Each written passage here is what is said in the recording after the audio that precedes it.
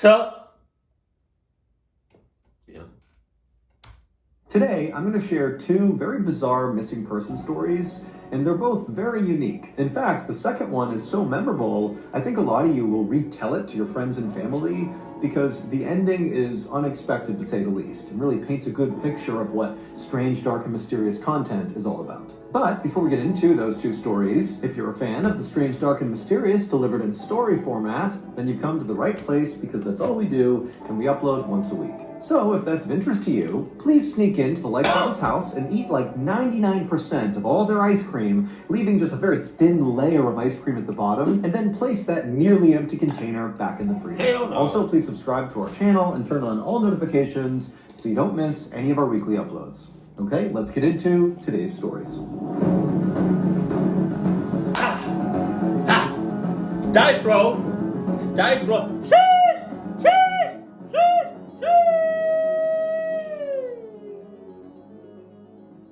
At around 1 a.m. on August 27, 2000, a fisherman named Sam Watts did his best to keep his balance on the wet deck of the huge commercial fishing boat that he was working on.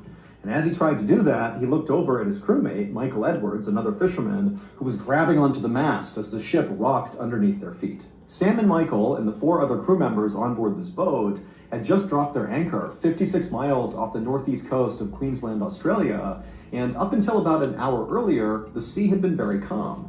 But now, this huge storm had rolled in, the wind had picked up, the waves were huge, and while the 4 other crew members had already gone below to try to catch some sleep, Sam and Michael were now on the deck, doing their best to try to secure everything before they went down below. And so as the wind is whipping and the waves are smashing against the side of this boat, Sam and Michael decide they should split up to work more efficiently, where Sam will go to the front of the boat, and Michael will go to the back of the boat, and they would each kind of work towards the middle of the boat, checking all the fastenings and the knots to make sure everything was good, and then when they reached the center, they would be good, and they could go down below. And so they did that. Sam went to the front, Michael to the back, and as they began to work, they kept constant eye contact with each other because this was obviously a very dangerous thing they were doing. But at some point, as Sam was making his way, he had to duck down to check a particular fastening. And so when he ducked down, he lost sight of Michael just for a second. But in that split second, this huge rogue wave smashed the side of the boat. You know what I realized that happens in a second? I can't tell you. But there's this YouTuber that's like, he talks about space videos. And I think it's like Astro Boy or something like that. I think he's Australian. He's white. And he was like, when you blink, or what happens in a second, so much shit happens on Earth, in space, atoms, in the universe, in the galaxy. So much shit happens in a second. Jesus Christ. Practically capsizing it, sending Sam flying. Also, look at that wave. Where are they at? No, I was about to say, I wonder if they're at the North Seas or the Atlantic.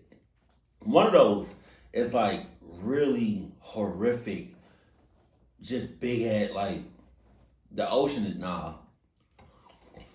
I don't know.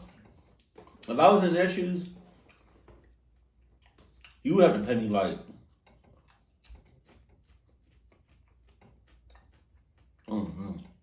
that's risky.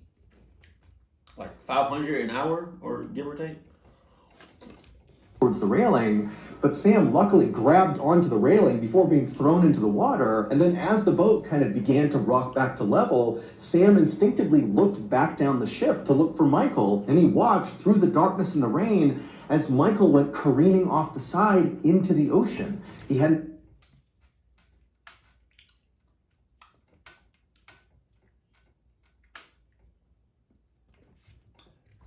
Tough! I'm not coming to save your ass. You better bet in hell no. You got all of that shit.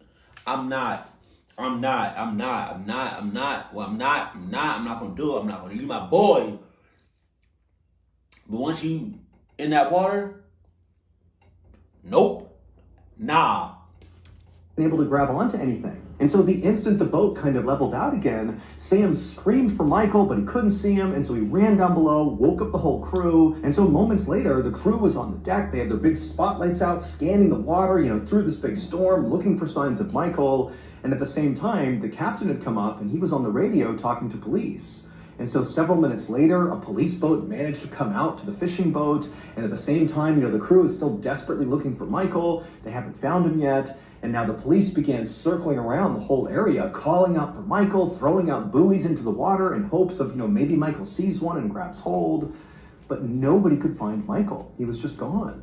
And so all that morning into the early afternoon, the police continued to look in the area for Michael. The crew on board the fishing boat did the same thing, but still nobody could find a trace of Michael. And so around noon that day, the search was called off. And the police told Sam and the rest of the crew of this fishing boat that unfortunately, at this point, it seemed very likely that Michael had drowned. And so, of course, Sam and the rest of the crew were basically in shock. I mean, this happened so quickly. How could it be that, Michael just a few hours ago was joking around with them, part of the crew, and now he's dead? I mean, it was just unbelievable. But now, unfortunately, Sam and the rest of the crew had to basically put their grief aside and make a very practical, albeit very cold, decision, which was, even though Michael's dead, do we stay out here and continue fishing? Or because of his death, do we just go back home?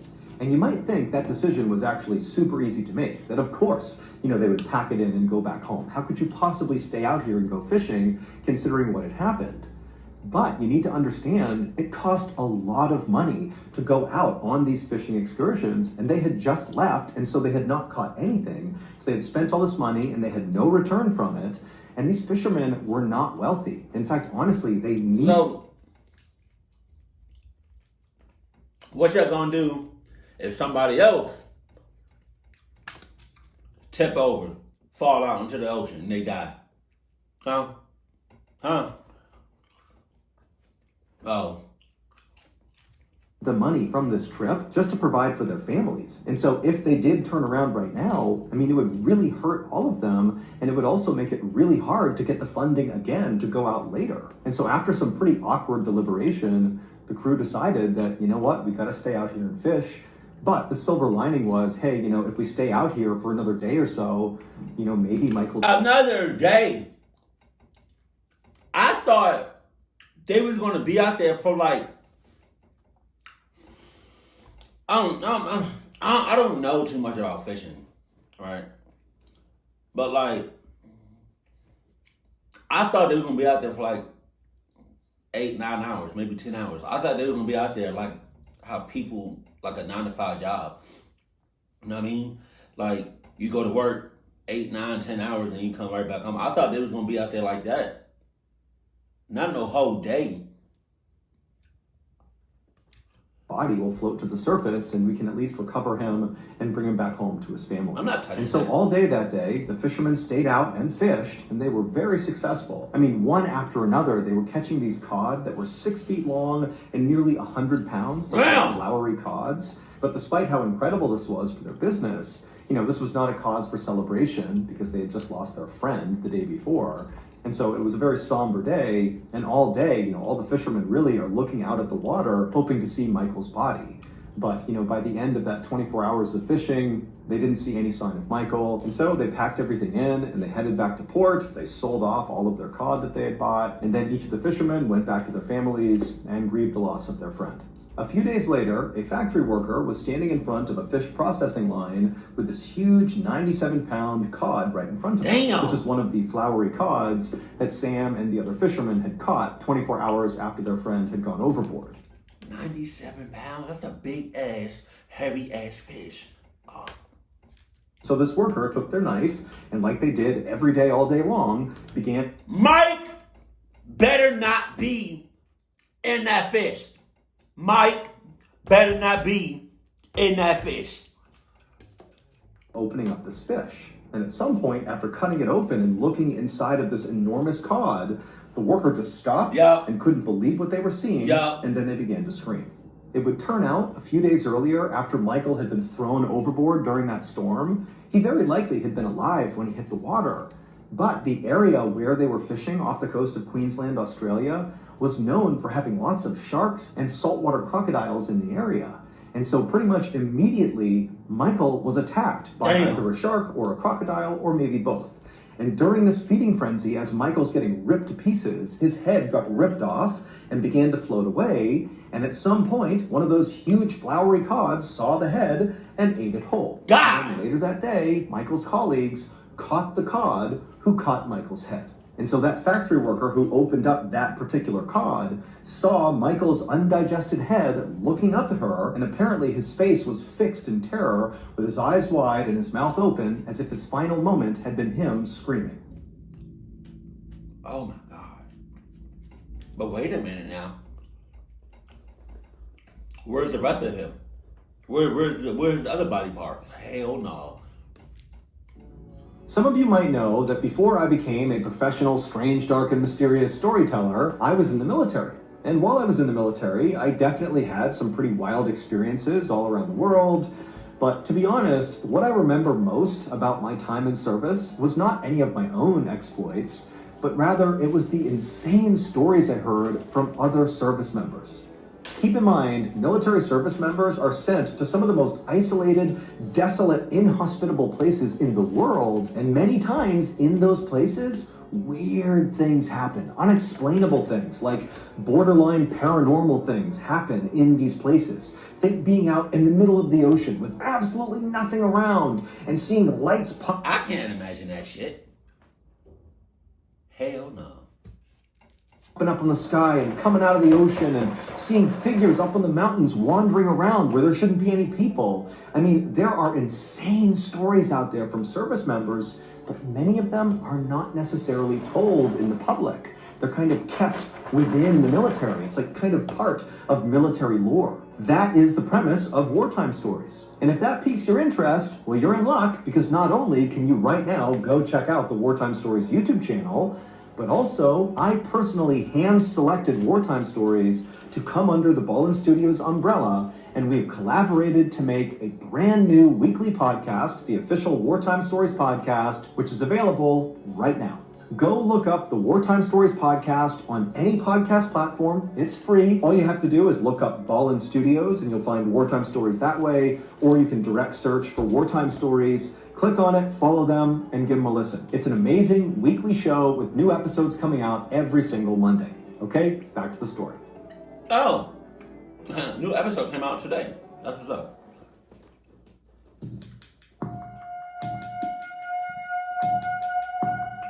On the afternoon of July 13th, 1994, a man woke up feeling very confused and disoriented, and he felt some pain in the back of his head. He got clogged up. As he opened his eyes, he kind of slowly realized that he was on his back in a ditch on the side of the road, looking up at a big blue sky. What? The man tried to sit up, but as soon as he did, he felt this throbbing pain in the back of his head, and he reached back to touch.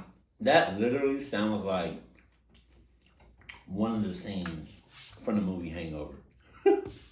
it, but the second he did, it hurt even worse, and he definitely felt there was a pretty big lump in the back of his head. And then when he brought his hands in front of his face, he saw he had all these bruises around his wrists that he had no idea what they were from. And so as this man in the ditch is trying to figure out what's going on, suddenly this older man who he didn't know just appeared by the side of the road and looked down and said, "Hey, are you okay?"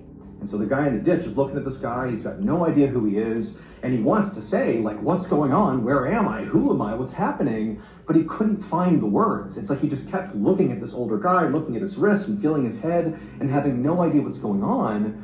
But then for some reason, 3 names popped into this guy's head, the guy in the ditch. He thought of 3 names. He had no idea whose names these were, but for some reason, he felt like those names were really important. And so after a few minutes of awkward silence, as the guy in the ditch is trying to talk, he finally just blurts out these 3 names. He says, Pat, Joel, Chris. And so the older man who had asked the guy in the ditch what was going on, he didn't really know how to react to this guy blurting out these names. And so he kind of ignored it and just said, "Okay, hi, my name's Steve." And then Steve, the older man, helped the guy from the ditch out of the ditch. And then once the man in the ditch was on his feet, kind of looking around, he looked at Steve and suddenly he could say other words. And he said to Steve, "Where are we?" And Steve looked at him and said, "We're in Cheyenne, Wyoming." Now, the guy in the ditch didn't know why, but he immediately felt like Wyoming had to be wrong. Like, there's no way he could be in Wyoming. But the guy in the ditch didn't know where he was supposed to be. He didn't know who Steve was. He didn't know who Pat, Joel, or Chris was. And so it's all totally confusing. And so he just stood there kind of saying nothing. And as he did, Steve said, hold on a minute, I'm going to get my stuff. And so Steve kind of shuffled down the road like 10, 20 feet away, where there was a shopping cart full of cans, and there was a backpack and some other things dangling off the side. And as Steve grabbed the shopping cart, turned it around, and slowly began pushing it back towards the guy in the ditch, the guy in the ditch stared at Steve and kind of put together that, Steve must be homeless. And this realization made the guy in the ditch think that, maybe he was homeless too. And so suddenly, instinctively, the guy from the ditch began reaching into his pockets, thinking maybe he had an ID or something that would show him who he was, that would show he was not homeless, that he had a place that he needed to go to. And he reached in his pockets, but there was nothing. All he found was 23 cents and a comb. And so by the time Steve came over with his cart and asked the guy from the ditch, hey, do you want to come to the shelter with me?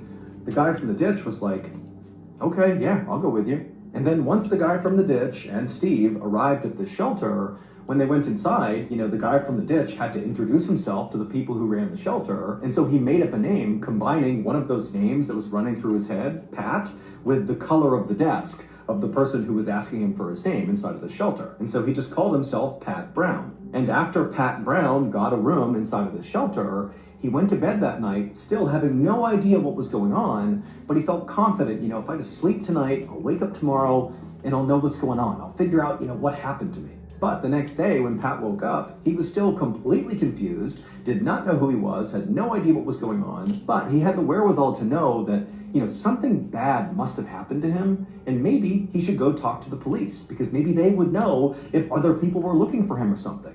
And so Pat walked from the shelter to the police station. It was not far away. And he went inside, and very politely, he walked up to the desk. He introduced himself to the cop who was on duty, and Pat just began explaining to the cop as much as he could remember. He said, yesterday I woke up in a ditch. I don't know who I am. I don't know why I'm here. I think I have amnesia. I just keep thinking of three names in my head, Pat, Joel, and Chris, but I have no idea what they mean. Can you help me? Now, the cop who's hearing this did not think, oh my goodness, this is totally legitimate. Let's launch an investigation to figure out who you are. Instead, the cop is like, is this guy on drugs? Is he mentally ill? What's going on with this guy? But the cop would say, Pat was incredibly polite and did not appear to be intoxicated. And so the cop humored him and said, okay, you know what? Let's look through the most recent missing person reports in the area to see if somebody matching your description, is a missing person. And so the cop began going through the database, but he couldn't find anybody that matched Pat's description. And so at some point he said, look, I can't really help you very much here because you're a grown man. You do not seem to be in distress here. And even though it's very unfortunate that you can't remember who you are or where you need to go or, where your family is, that's not really a police matter. But as he was saying this to Pat, who's kind of crestfallen, he's putting his hands near his face and just kind of reacting to this news that the police are not going to help him.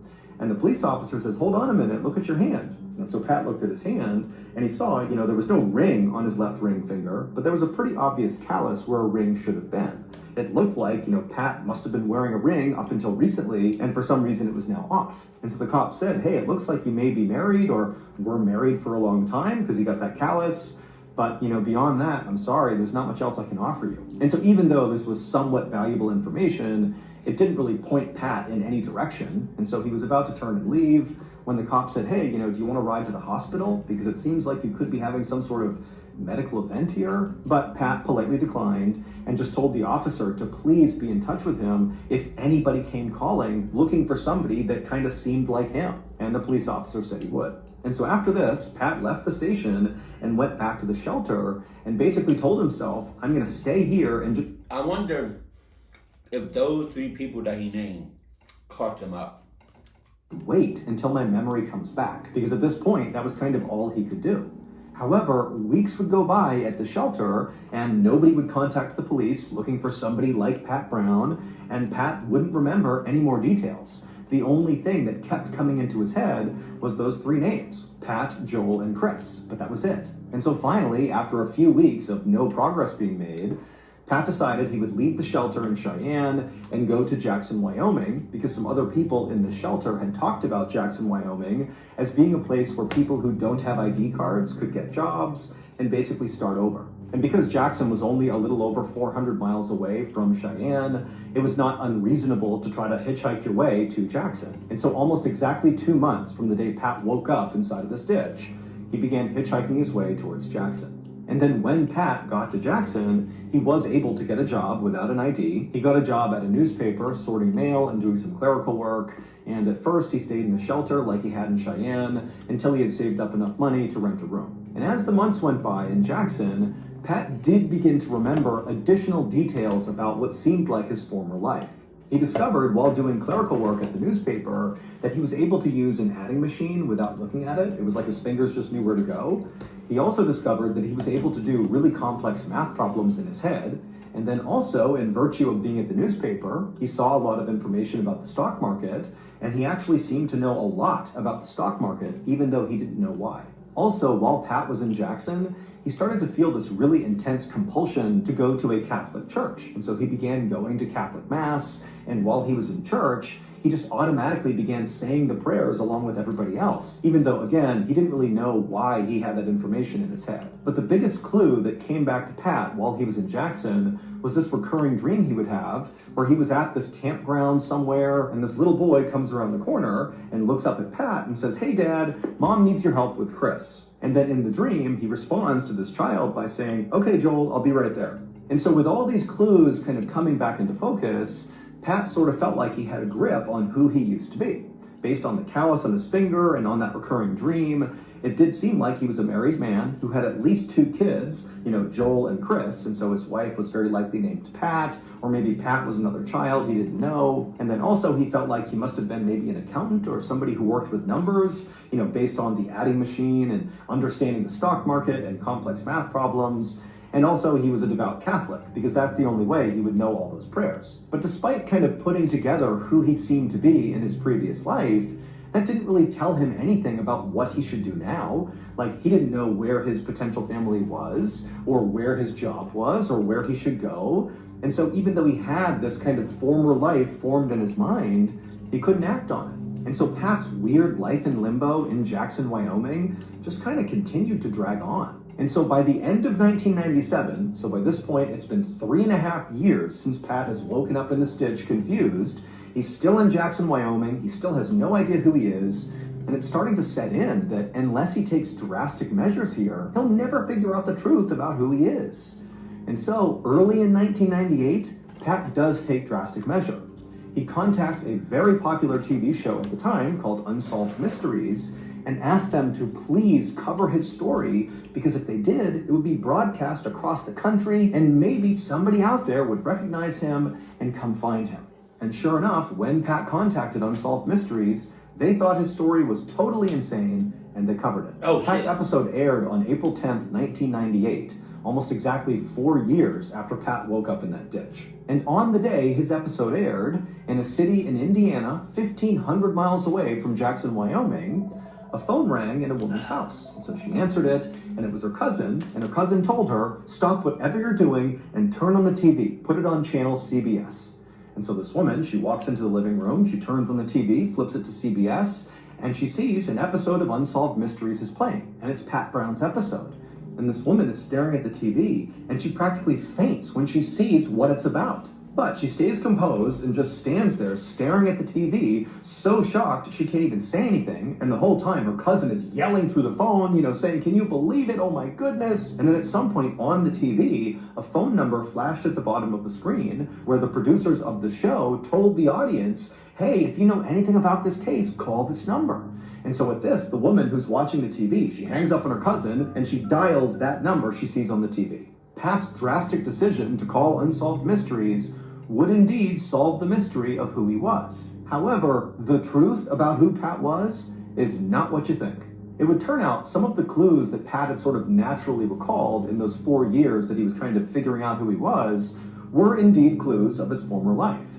He really was a married father. Those 3 names, Pat, Joel, and Chris, those were the names of Either he got cloaked up or he did the clocking. No condom necessary.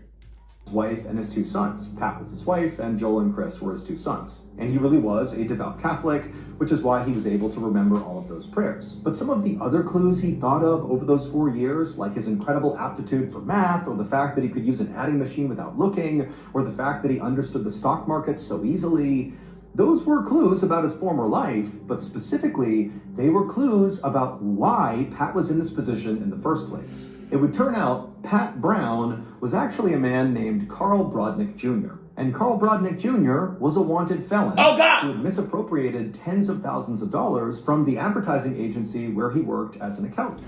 And he was looking at a police officer in a police station in his face. Damn.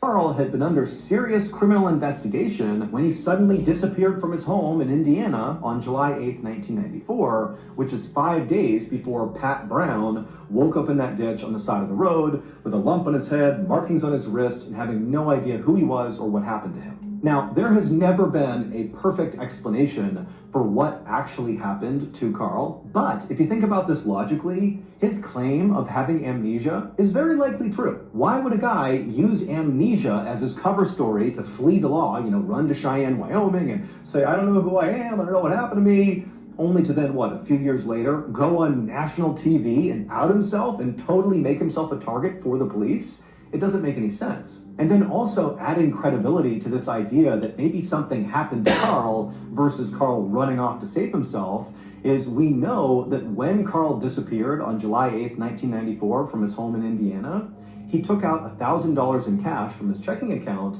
and then also took out another large sum of cash from his home's second mortgage. However, when he woke up in that ditch, all the money was gone. He just had 23 cents in his pocket.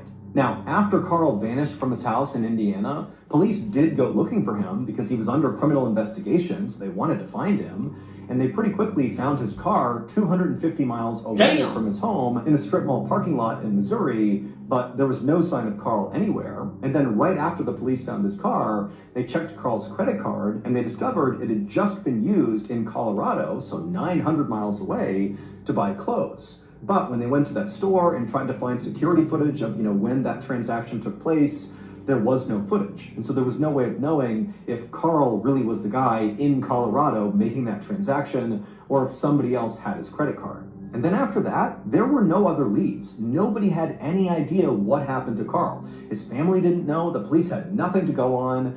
And so very quickly, his case went cold until 4 years later when that episode of Unsolved Mysteries aired. Now, there are many theories about what could have happened to Carl, but the leading theory, that again is just a theory, is that Carl may have been in debt to some very dangerous people. And so when he fled his home in Indiana, it's very likely that he was not running from the law, even though he was under criminal investigation. He was actually running from these dangerous people. And that the reason he might have been stealing from his company was to pay off these dangerous people, but apparently it wasn't enough. Hence why he decided to just kind of take off and run away. And these dangerous people seemed to have caught up to him, and they captured him, and it looked like they tied his wrists at some point because of the marks on his wrist, and they very likely tortured him or something, hence why he had this very serious head injury. And then it seems like they dumped him on the side of the road, very likely to die. They might have thought he was dead already, but he didn't die. And when he came to, he must have really had amnesia from the injuries he sustained from these bad people that chased him down. But again, that's just a theory. When Carl's episode of Unsolved Mysteries aired, it was his wife, Pat Brodnick, who was the one who saw him on TV and couldn't believe it and called it in. And then when she called this in, at first, Carl was reunited with his family, and it was this big, happy reunion. Carl comes back home, he sees his wife and his kids, and then he's immediately arrested and prosecuted. Oh, shit! That's hilarious. At least you got to see his family one last time.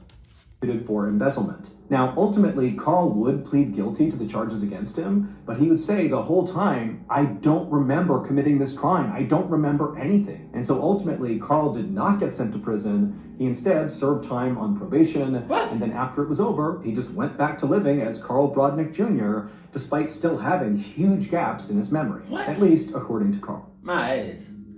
He gonna do that shit again, watch. If you're a fan of the strange, dark, and mysterious, then you've come to the right place. I have this mantra. do things that scare you.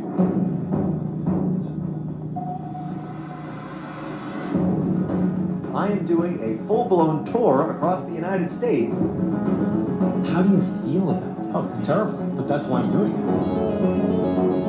It's a privilege to have the opportunity to stand in front of people who have chosen to be here just to listen to me.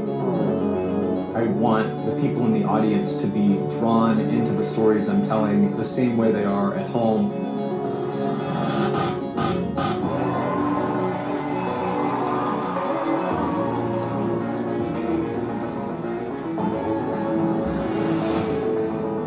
Very strange, dark, and mysterious. Come on. With that first story, with them at sea catching them fish, and Mike tipped over and he fell in the ocean, I would have just went home. At that point, being in the ocean is already clucked in itself, right? So I have a job that's already clucked, off rip, right? So there's that. So once I'm out in sea, it's every person for themselves. So when Mike tipped over, I would have went back home. I would have held everybody captive, or because it's a cluck ass situation, everybody for themselves. I'm I'm yeeting everybody off the shits, and I'm going back home. Cluck, what you talking about? Them being out in sea for a full 24 hours is insane. It's insane. Hell no. Jesus Christ. God. Keep it cool, keep it classy, and I love you, Stan. Also, what's his name? Carl? He gonna end up doing some shit like that again. Watch. Keep it cool, keep it classy, and I love you, stay happy. My family.